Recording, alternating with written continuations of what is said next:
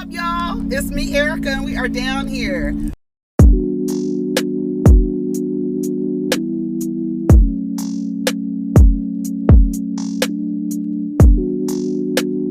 Peace, y'all. Take care of each other. Protect your energy. What's up, everybody? It's me, Erica. We're down here to discuss the Real Housewives of Salt Lake City. Go ahead and like, subscribe, and comment. Let the diva know you stopped by. I hope everyone is having a wonderful day. We are down here. All right. Overall, the episode was good. I really like the way they format these episodes. I love how they do it. I love the short scenes. Everybody gets a little shine, and then they have the longer scenes when it's just the two women together. I really love that. Or like a little group setting or something. I really like that. Yes, a lot of stuff going on in the news too. I got to do some trending topics. I'm gonna post a thing, a a post today in the community page, and you guys can go ahead and you can go ahead and tell me what hot topics or trending topics you would like to hear me to discuss. Ouch! I hit my nail. Y'all let me know, okay?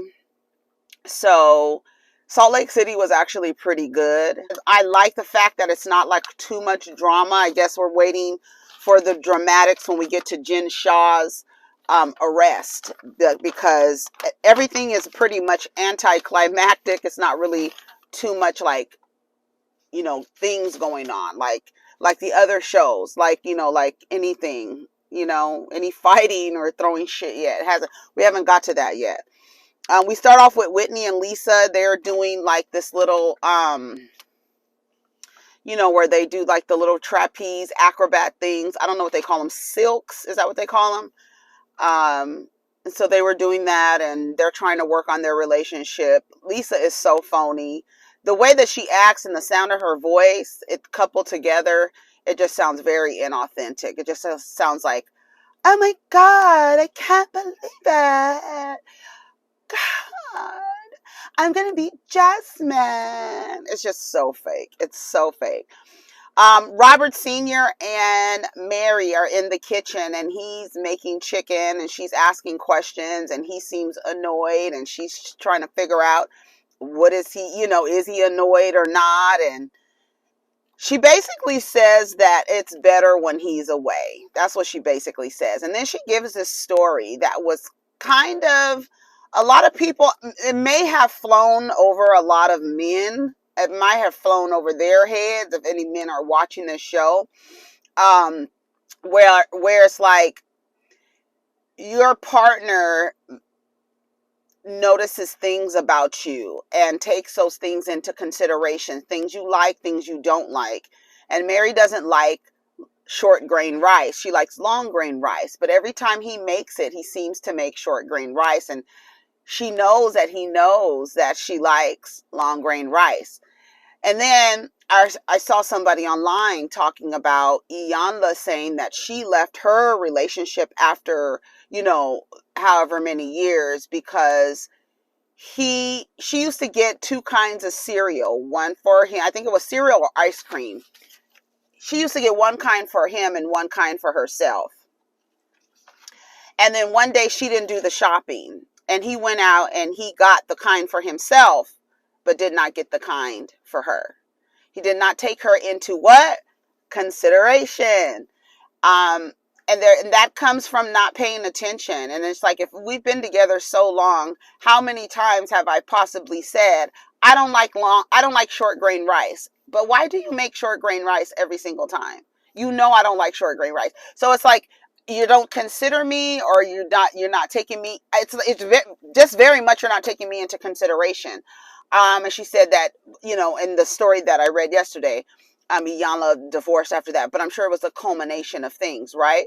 But on the cherry on top is just like, oh, now you don't even know what kind of ice cream I like, stuff like that. So I kind of understand, and then now when you're looking for any reason, it also sounds like Mary is looking for any reason to be like, he annoys me. She seems very much annoyed by him. And she's saying without him being gone for so long, when during the pansexual, that she liked it, but now that Robert Jr. is going to leave, she feels like he is the glue that's basically holding them together, and she does not want to exist in that relationship without her son. And so she is just like, she seems like she is repulsed by that man. She seems like she wants to vomit. I don't know if y'all see it, but she seems like she's like she has, like, you know how she was acting um Jen, when she said Jen's auntie smelled like a hospital, how she was just like, that's how she seems with Robert. So anyway, so the girls go out to have a pedicure. It's Jennie, Lisa, and Meredith. They go out to have the little fish pedicure where they eat off the dead skin off of their vibrating lips or whatever. So they're sitting down.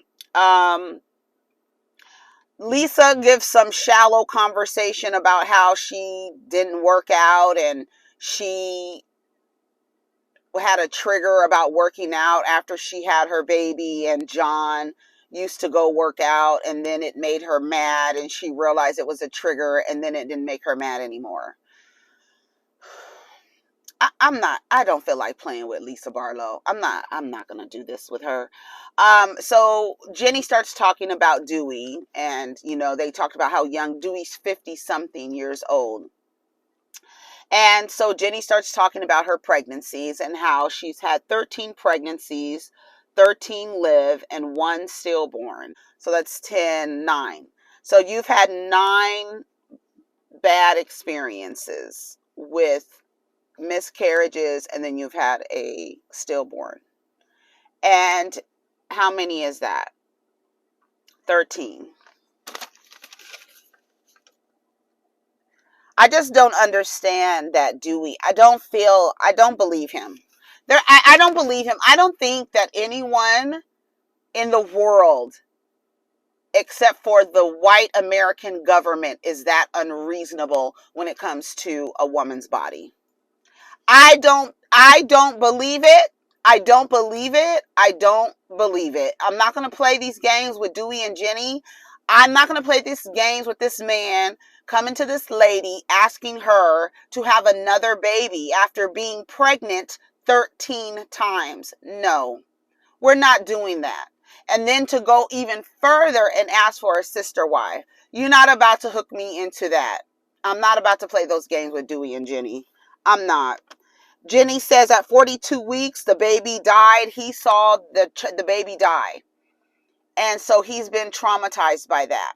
He says in the other scene, he doesn't want to replace that baby, but he, I guess, feels a void that they should have another one. But my thing is, why didn't you ask earlier? Why didn't you ask when the little straight A student, when she was smaller? Right? That would have been more feasible. Now that baby is 10 years old. And Jennie, I'm with Jennie. I don't want a toddler. I don't want to breastfeed. I don't want nothing. I don't want a baby. I don't want nothing to do with a baby. I don't want to have anyone else depend on me for their survival to that extent. Period. And we're not talking about it. I don't give a fuck. If you want to go find another wife. Go find somebody else to have a baby with and see what happened. See what happened. Because if that was not the agreement, baby, see what happened. See what happens.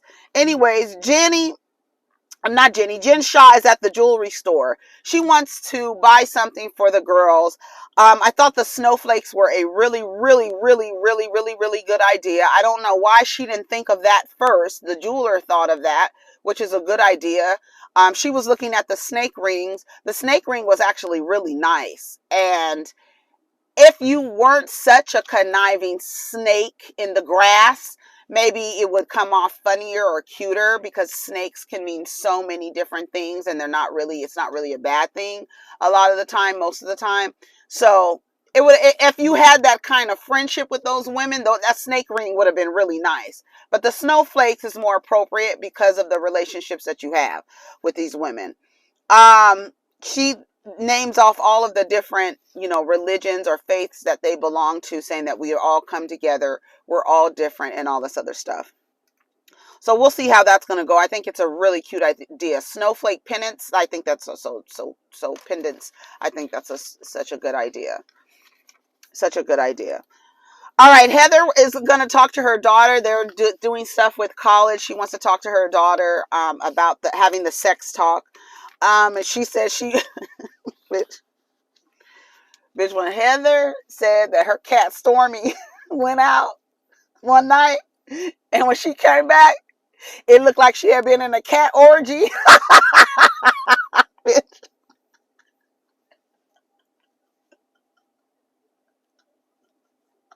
all I could think of, all I could think about is Diva and I. There's this cat meme where it says Friday, and the cat is like sitting on the bus stop, like chilling on the bus stop Friday, and then the neck underneath it says Sunday, and the cat's hair is all wild, and the cat look like she don't know where she is.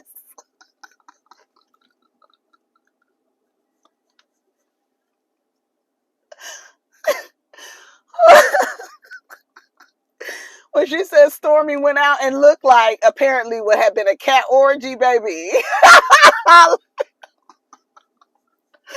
Baby, I'll tell you, I hollered in my bathroom. Oh my God, I was trying to scratch my eyes. Stupid. That was funny. Heather be saying some funny shit. Her ass is stupid. That was so funny to me.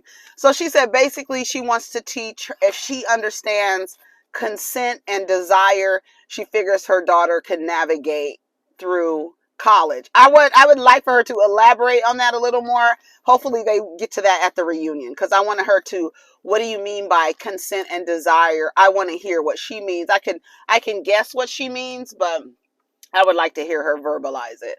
That's so funny. That damn cat. Oh, baby. I'll post that meme. I'm going to try to find that meme so I can post it and show y'all what I'm talking about. Anyways, Whitney and Lisa are going to couples dinner with Seth and Justin. Not Seth, John and Justin. And they're talking about, how they had a good time and this and that. And Lisa's like, you're safe with me. You're safe and all this other stuff. So the owners of the restaurant that they're going to are the caterers for Angie, who canceled at the last minute. And everybody thinks Lisa has something to do with it. So the caterers come up, the owners of the restaurant come up, right? And then Lisa goes, this is, I'm just going to say Billy and Angie. Well, no, not Billy and Aubrey. Aubrey, what's her name? Aubrey? I said Billy and Angie thinking of Billy Bob Thornton and Angelina Jolie. Her name was Aubrey or something like that. Started with an A, because even at one point Whitney gets like flustered and she calls the girl Angie, and then he was like, no, it's Aubrey or Ashley or some shit. So they come up to the table, right? So Whitney is already, leery of Lisa. She don't trust Lisa. So when the lady comes up and she goes, I don't know why Angie is doing that to you. And Whitney goes, oh, okay, I see what you're doing. Bitch. Lisa goes, what? Like, I'm like, girl, that girl didn't even play it off right. Y'all at least could have had some more conversation before that girl brought up Angie. That was not good, Lisa. That look, if it wasn't a setup, bitch, it looked like it. And I'm with Whitney. Whitney was like, oh, okay, I see what you're doing. So you brought me to the restaurant, the caterer, she putting all two together, right? So Lisa, in her interview, she goes, I don't know what is up with Whitney. And it's just like, she's like on CSI Salt Lake. Bitch, when she said she was on CSI Salt Lake City.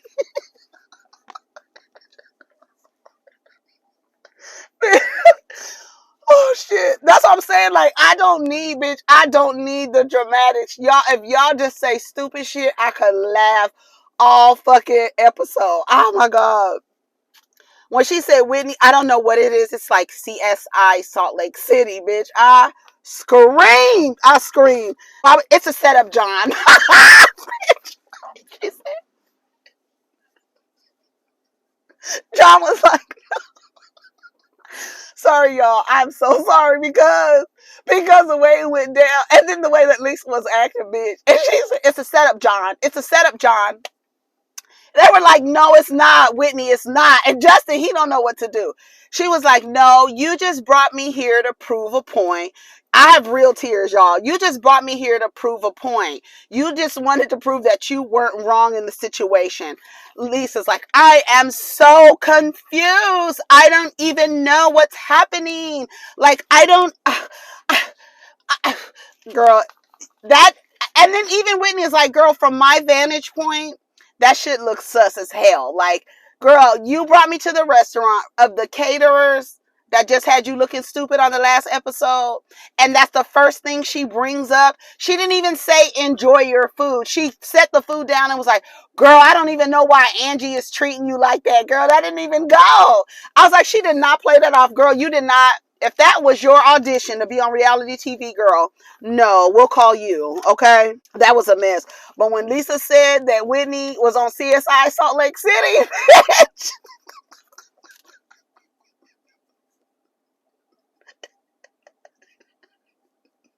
go back and listen to Whitney say, it's a setup, John.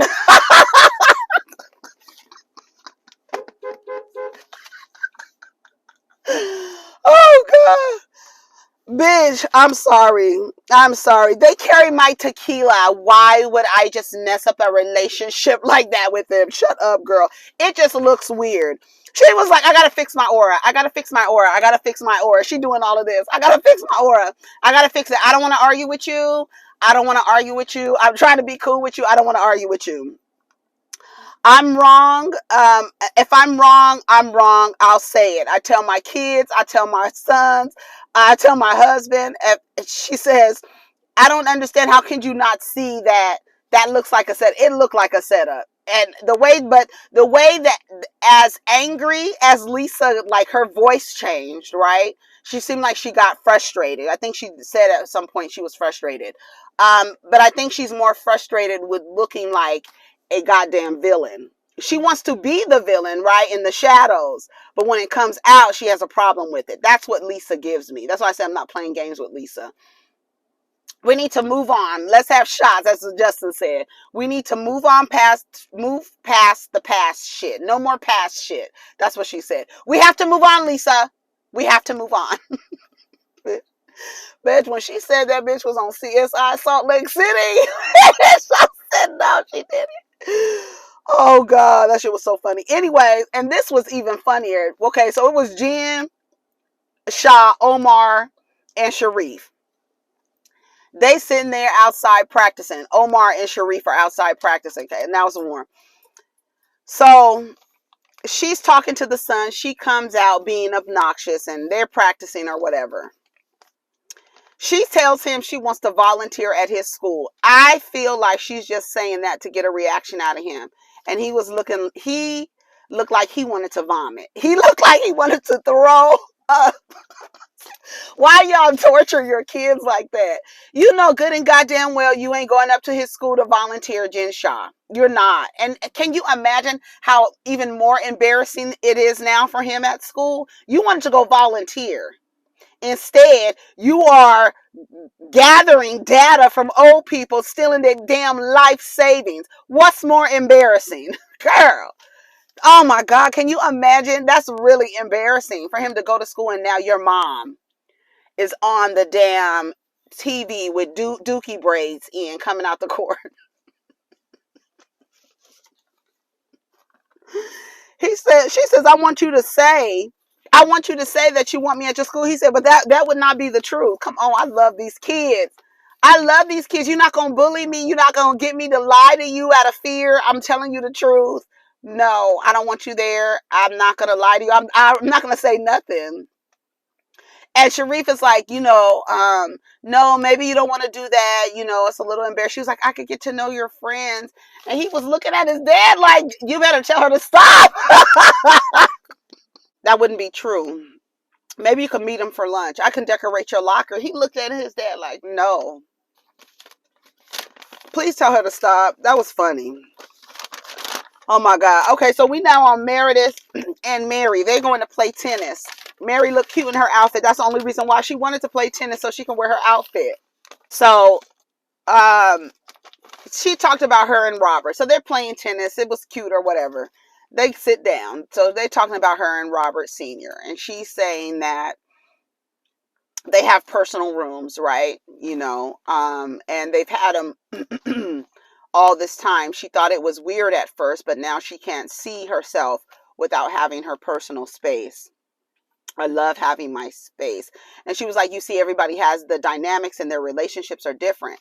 They talked a little bit about Seth being gone, coming home and being gone. And she was like, don't you like that? That's what Mary's asking Meredith. And she's like, yeah, sometimes it's good, right? Yeah, because you miss the person more. They're not underneath your skin. But I guess with Mary, Robert being gone during the panorama gave her more room, like even though she said she was talking to herself in her house. Isn't that sad? She'd rather talk to herself than talk to him. She says, if Robert Jr. leaves, it'll just be us. And she was like, she looked like she was exhausted. Like, I don't want it to just be us, because he is what makes our family. He's the reason, basically, I guess the reason why I did this shit, right? And once he's gone, that's the end of my obligation. I guess that's what it sounds like to me. I don't know, I support Mary. I support Mary if that's what she wants to do. She said her son is the middle piece that's holding her and her husband together, and when he leaves, I'm gonna have to relearn this man, and I don't want to. I said, I know that's right. I'm sorry. Listen, if you are not happy, leave. Reevaluate the situation. If it's not mutually beneficial, leave. If you're unhappy, leave. If it's not allowing you to be at your highest self and show up as the person that you want to be, leave. This is the life. This is what life is about. We are relatable creatures. And this idea that you must, I know it's a great thing to like look towards the future and be with one person, but it does not always work like that. And for those that are happy doing it, that's good for them, right? If you're happy doing it, why would you not do it if you're happy doing it? But if you're not happy doing it, why would you do it? Why are you doing anything that isn't bringing you joy? That's why I said the other day, like, focus on what brings you joy. Why would you want anything outside of that? Anything that doesn't bring you joy and peace? I'm not understanding. Why would you put yourself through that? That's why I don't like with Marceau and Tisha. Now that she's been able to identify, okay, girl, what's the next step? Because now you've identified that you have this problem in your marriage, and the person is telling you they're not going to do anything to fix it. Now, what are you going to do? Because that person is going to put his feet in cement and not change. And you got grass growing around you. What you gonna do? You gonna start laying cement around you so no grass grows around you, so you're gonna be stuck sitting there? What are you gonna do? Because now it's your turn, because that person is not moving. Are you gonna move, or are you gonna stay stuck right there with them while grass is growing? You can see the grass growing. You can see the road and the grass growing. You're gonna stay there stuck in cement? What are you gonna do? I do not promote or encourage anyone to be in a relationship when they are unhappy, miserable, annoyed, walking on eggshells, whatever the fuck. Whatever has your nervous system wrecked, get it the fuck out of here. I don't care. If it makes you feel aggravated, out of here. If it's something that cannot be fixed or repaired, why? Why? What is the purpose? No, I don't agree with that. I don't want to get to know him. So what's next, Mary? It's up to you, girl. Whatever you decide to do, girl. Dewey and Jennie, why do you want more kids? We need more good people in the world. See, that's not, see, you playing. You're playing with me. You're playing with me. Okay?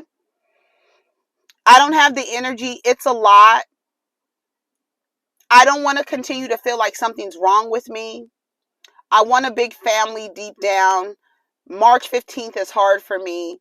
It's a lot of emptiness and it hurts. I can't replace her.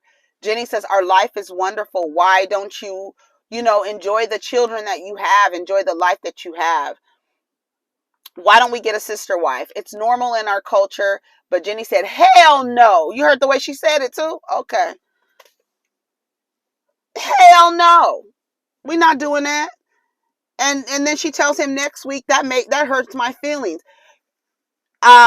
She walks away, and that was the end of the episode. I'm glad they didn't spend too much time on that, because y'all playing too much. And it's clear that y'all playing a game, because there's no way, no other. I can't imagine someone being that unreasonable. I just can't imagine that. And it's unfortunate that she is involved with somebody that unreasonable. But that's why I say I just don't believe that. I just don't believe it. I cannot believe that somebody would be, you've seen your wife have 13 pregnancies. You had a stillborn. You have 3 living. She's had miscarriages in the first trimester, second trimester. And you're like, I just want more kids. No. And you know what? I'm not even having the conversation anymore. I'm not. I don't even know why we're here. That the conversation is done. Didn't she say she had her tubes tied? So I don't even know why we're talking. We're not getting anything reversed. I'm not doing all this stuff to my body for you. No. I am not about to put my body through this for you. Knowing good and goddamn well when the baby gets here, she's going to be doing everything. No. And you're just going to have to deal with it. And if you don't like it, divorce me.